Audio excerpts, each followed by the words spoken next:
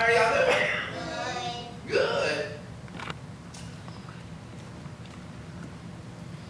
Y'all ever heard of something called the 10 Commandments? Yes. Yes, yes.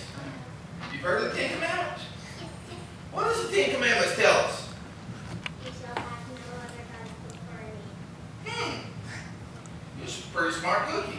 You must have been looking over my notes when you and Angel was up there singing in my ear a while ago. Were y'all looking at my notes? Exodus. Moses came down from the mountain. This is what God told him for the 10 Commandments. I want you to listen to the first one. That's the one we're going to focus on today. It says, and God spoke all these words. He said, I am the Lord your God. We brought you out of Egypt, out of the land of slavery. The next verse he says what? You shall have no other gods before me. Then he says, you shall not make for yourselves an idol in the form of anything in heaven above or on the earth below or in the waters below.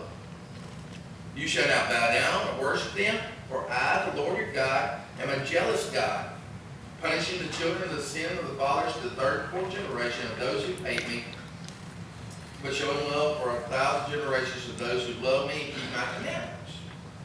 Then he says what? You should not misuse the name of the Lord your God, for the Lord will not hold anyone guiltless who misuses his name.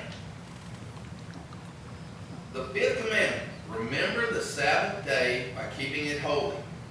6 days shall you labor and do your work, but the seventh day is the Sabbath to the Lord your God. On it you shall not do any work, neither you. Anyway, it says God bless the Sabbath. Why did God tell us in the first 5 commandments how to treat Him? Because Angel? Yes, He's our God. He's our God. That's right. He's our God. And we're supposed to put Him first, ain't we? We're supposed to put Him first. God's supposed to be first.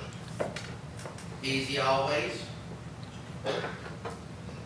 Because we do what? We sin. And when we sin, we don't put Him first, do we? But where is He supposed to be? He's supposed to be up in the sky, but He's also supposed to be where? First in our lives. Okay?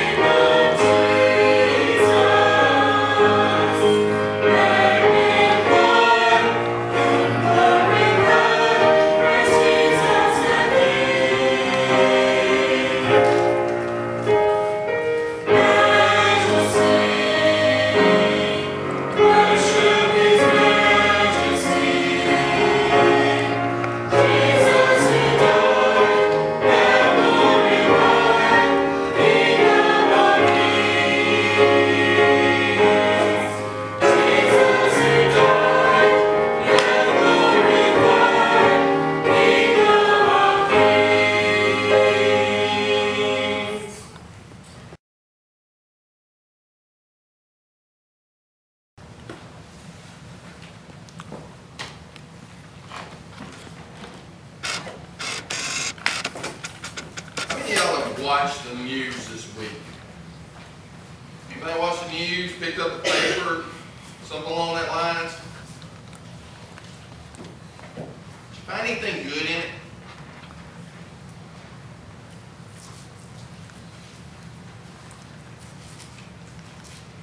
I've caught myself this week just keeping up, and we talked about this a little bit Wednesday night, that everybody sees all the bad stuff. I believe the adult class was talking about the situation in Ferguson. You had the situation in the Middle East where that ISIS group is wanting to take over.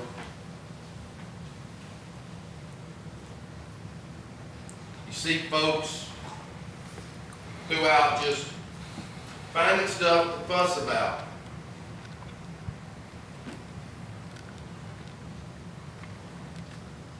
The kids and I spoke this morning of the first 5 commandments regarding how we should treat God. He comes first. He comes first regardless.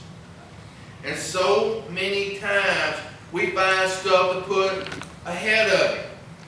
Things that we don't realize that we're putting ahead of God. I'm not worried about someone of the Muslim faith coming in the back doors here trying to evangelize us into the Muslim religion.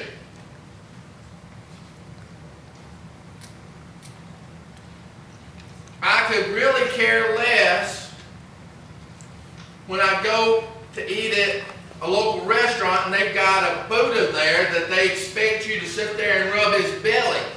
That don't bother me as bad as the fact of we are putting other things ahead of God, and therefore we're approaching, if not running full scale ahead into idolatry.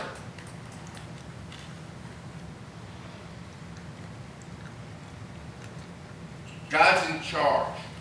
And that's what we should make him. He's in charge. We're so worried about folks becoming spiritual. We want everybody to feel good when they come to church. If they come to church. But they want to come to church. Let's come on Sunday morning. That's when we're going to show up. We'll listen to the preacher. And then we're going to do as we please the rest of the week. And with that being said, Christianity is under attack. It's under attack from Hollywood. It's under attack from the marketing folks. Everywhere we look, it's under attack. Folks want to break down our Christianity. I read this article several years ago here. And you got to realize that this article was written in 1994 by who was a former Secretary of Education, William Bennett. Very knowledgeable man. He's not sitting here trying to profess that he's a theologian. He's an educator by trade. He's got PhDs on his wall. But I want you to hear an article that he wrote for the Reader's Digest. And like I said, this is from 1994. This is 20 years old, folks. 20 years ago. It's not that long ago, y'all. Today, much of society ridicules and mocks those who are serious about their faith. America's only respectable form of bigotry is bigotry against religious people. I'm going to stop right there. bigotry against religious people. Somebody sent me an email the other day.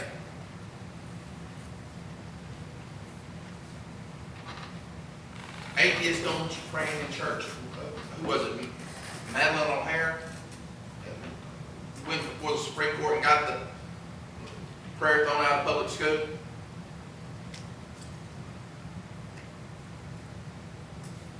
Atheists say there's no God.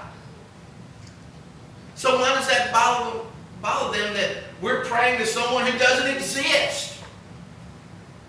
Why does that bother them?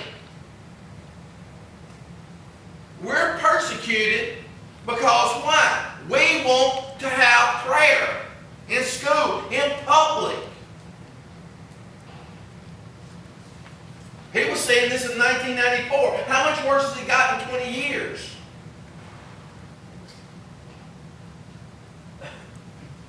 And the only reason for hatred, Dr. Bennett says, of religion is that it forces us to confront matters many would prefer to ignore. Then he goes to speak about some statistics that he had done research on. Since 1960,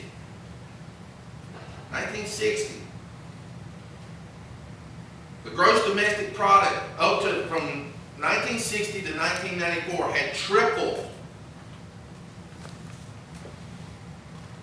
Violent crime has increased over that 35-year period 560%. How much has it increased in that other 20 years?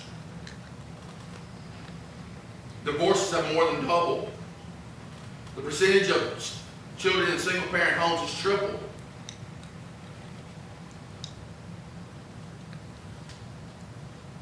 Then he goes to say that the United States leads the industrialized world in murder, rape, and violent crime.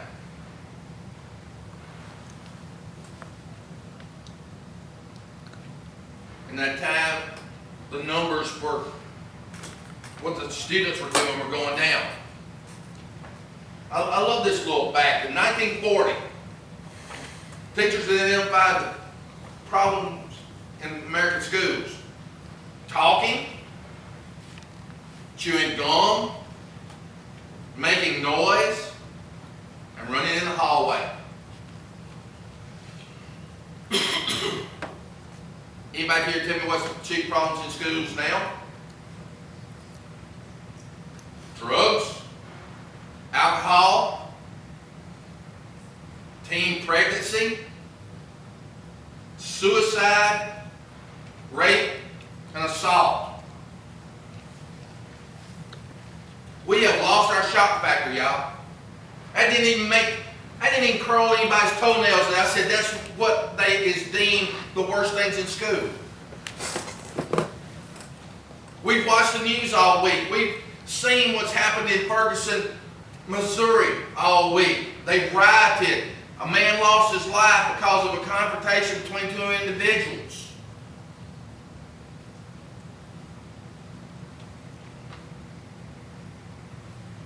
I don't know who was right, who was wrong. I haven't seen the evidence. I can't sit there and judge it. I can tell you this.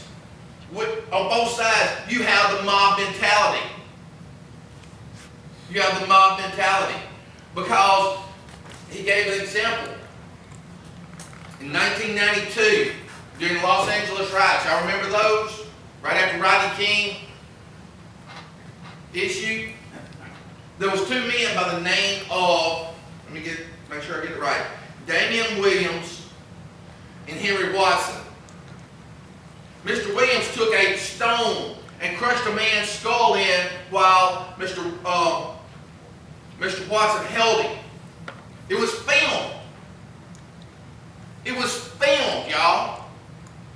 And after they have killed this man, he's up there and does his little war dance, celebration dance. And they used the film to have this man acquitted in court. Acquitted in court. Because it was a mob mentality. There's no rules. I'm sorry. This morning I read from Exodus chapter 20 to the kids. There's no rules. Funny, on Exodus 20, verse 13, it says, "You shall not murder." And our country approves of it. We have turned away from God as a country. Because an individual sat there and defended this guy and said, because it was mob mentality. They didn't know right from wrong. One of the jurors actually was quoted as saying, "I guess they were in the wrong place at the wrong time."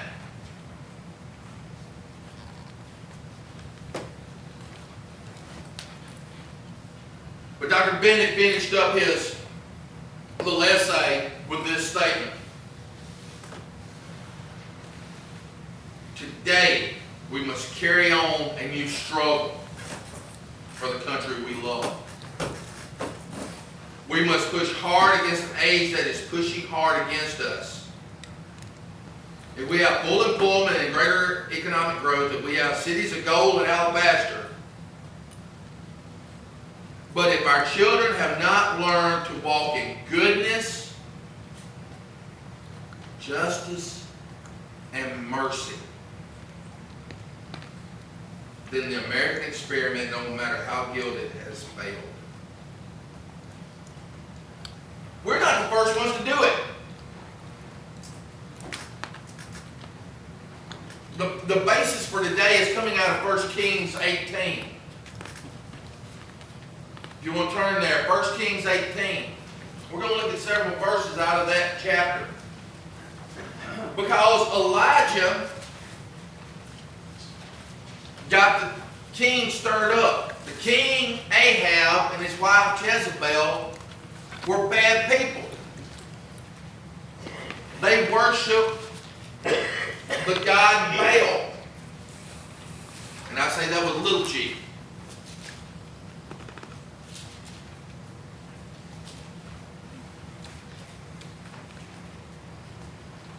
And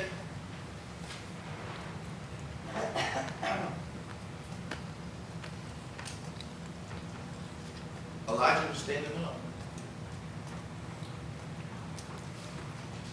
And God protected Elijah.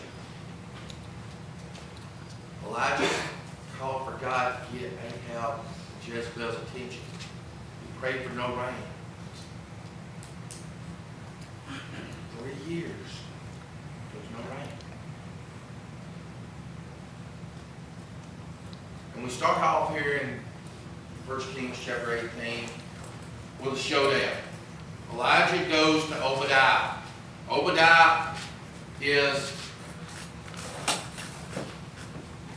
one of the king's advisors. And he says, "Tell Ahab, I want to show them." I guess it's kind of like, okay, corral, we fix to settle this. We fix to settle. And he goes, and Obadiah gets scared. Obadiah gets scared. He said, "You're fixing to sign my death warrant. Have me go tell the king this." Well, he says, "Meet me on Mount Carmel."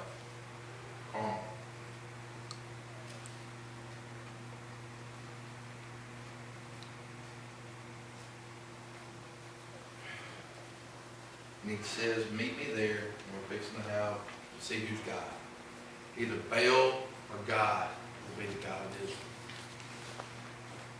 He calls them there.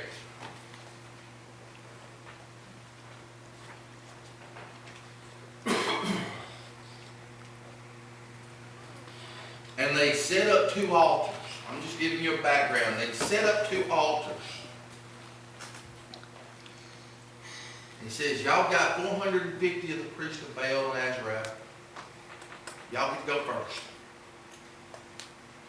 Whosoever God sends down fire to consume this sacrifice is God. He said, y'all start. So they started first thing in the morning. And they went through all their chants and their incantations. Kept going till noon. Noon, Elijah starts having a little fun with it. He starts making fun of it. What? Baal ain't answered you yet? You better call him. You better wake him up.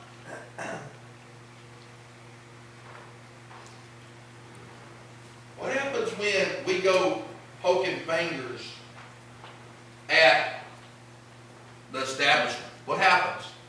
As Christians, when we go poking fingers, when we start standing up for our rights as Christians, what happens? They get louder, don't they? They get louder.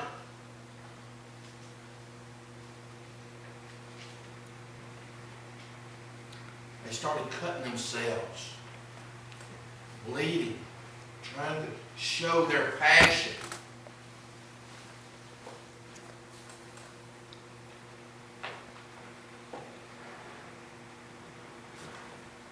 And when it got to the end of the day, Elijah took 12 stones, one representing each of the tribes of Israel. And he laid his sacrifice on the altar. And I had read it, but when I was preparing for this, I did not realize how much water he literally soaked that sacrifice with. He took 4 pitchers of water. Now, I'm not talking about little bitty pitchers. And he poured water over it. The ditch dug around it.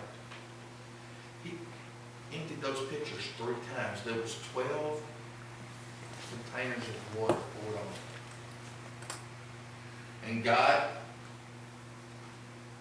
sent down the fire for it.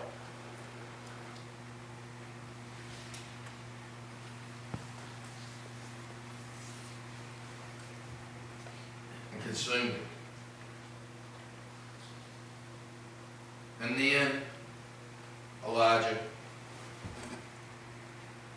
killed all the priests of Baal and Asherah. And he prayed to God, send the rain back. He sends his servant 7 times. And on the 7th time he says there's a cloud coming out of the sea about the size of a man's hand. And he told Ahab, you better hook it up if you want to get back without getting wet. The power of God was shown forth.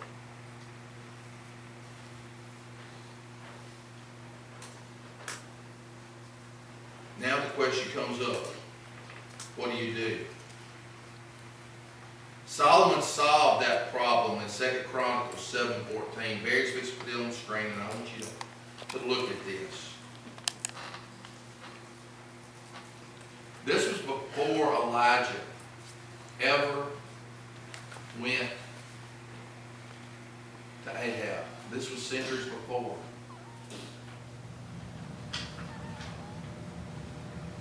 The Lord appeared to Solomon in a dream.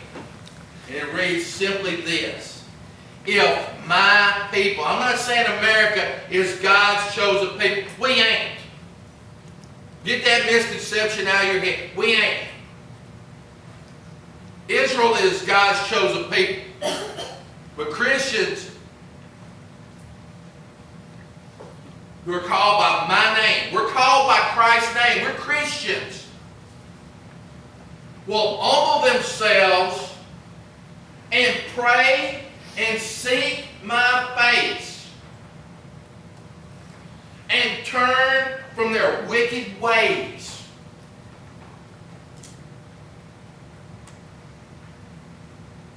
Then I will look here from heaven and will forgive their sin and heal their land. It's not going to happen until we humble ourselves as a nation. And it's got to start in North McComb Baptist Church. It's got to start on your pew. We've got to humble ourselves. I don't know where we have gotten the mentality that we have to have a straight backbone in the church house. I don't know where that idea has come from.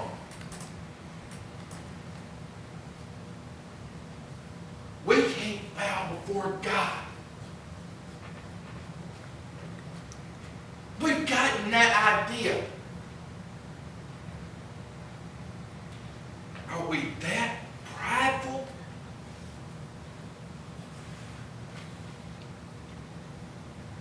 If we did an altar call right now, last Sunday, I wanted to cry because I saw folks come down and pray to God. I'm not saying we got to do it every time. But you know what? The deal of us coming down here and getting on our knees before God. What? Somebody's going to see me and see that I am human?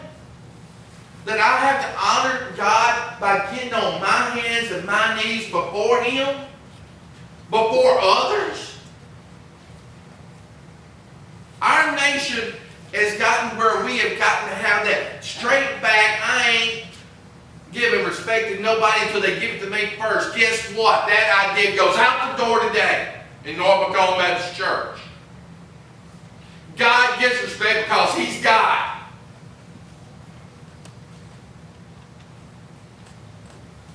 He gets respect because He's God. And He told us right here, humble yourselves. I'm a sinner, y'all. I'm just a sinner God asked to stand up before you and pass along the message He wants. Ain't nothing good about Jess Greer.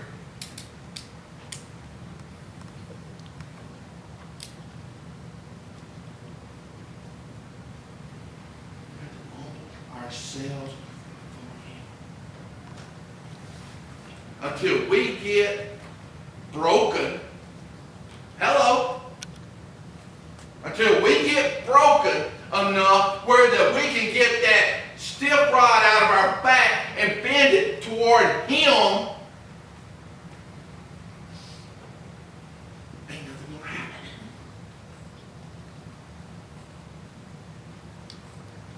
We've got to get on our hands and knees and pray to Him and seek Him and hunt Him. It's that simple, y'all. Because there's so many other gods. When you walk out there, there's gods in here, y'all.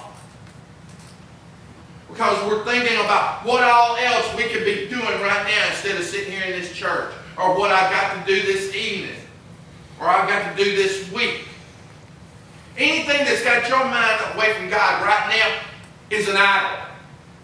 It is interfering between you and God.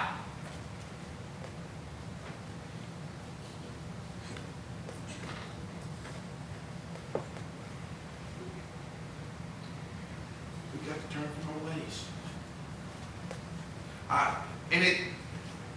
The only way anything is done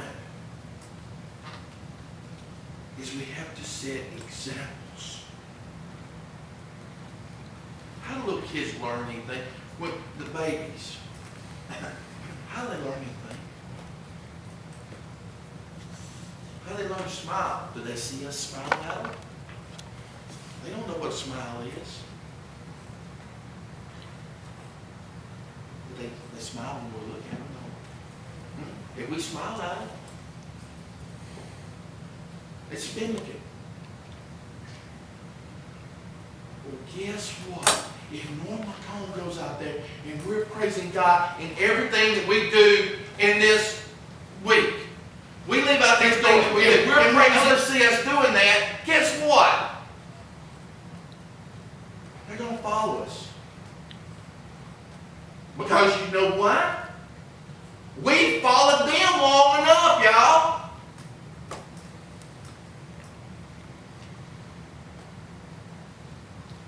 We followed them long enough. We followed them telling the dirty jokes.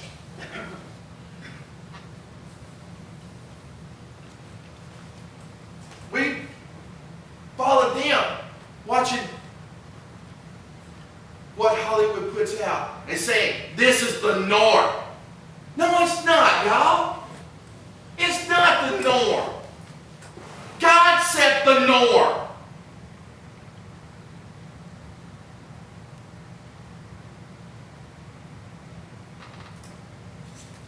And we've got to quit saying that sin is right. This nation has to turn around, and it has to start today in North McComb. It has to start today on your pew. And I can sit up here and holler all I want to until it changes in your heart. This whole message is for naught. It's got to change in your heart.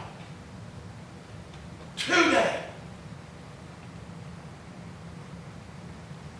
But if he does,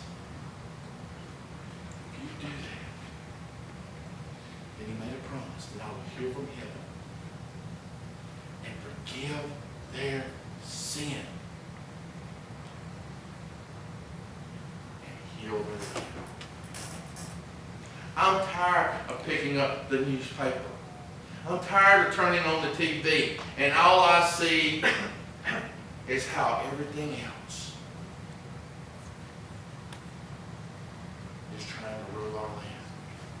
I want to see God start today leading